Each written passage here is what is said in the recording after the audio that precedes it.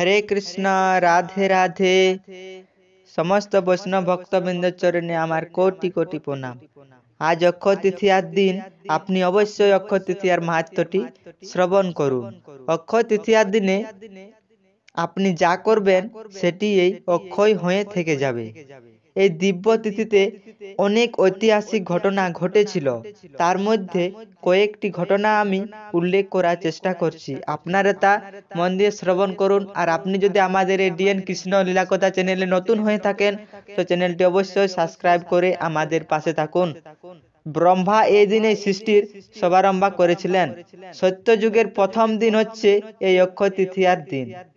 ভগবান কৃষ্ণের চন্দন যাত্রা এই দিনে শুরু হয়।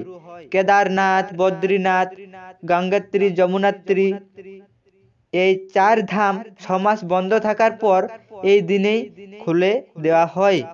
ভগবান শ্রীকৃষ্ণ দ্বারকাতে তার পরম বন্ধু সুদামার সাথে সাক্ষাৎ করেছিলেন এই অক্ষয় তৃতীয়ার দিনে। সূর্যদেব এই দিব্য তিথিতে পাণ্ডবদেরকে অক্ষয় পাত্র দান করেন। এই সেই দিন যেদিন আমাদের মতো বদ্ধ জীবদের উদ্ধার করার জন্য মা গঙ্গা পৃথিবীতে এসেছিলেন। আজকের দিনে ভগবান পরশুরাম আবির্ভূত হয়েছিলেন। মহাভারতের রচনা এই দিব্য তিথিতে আরম্ভ হয়।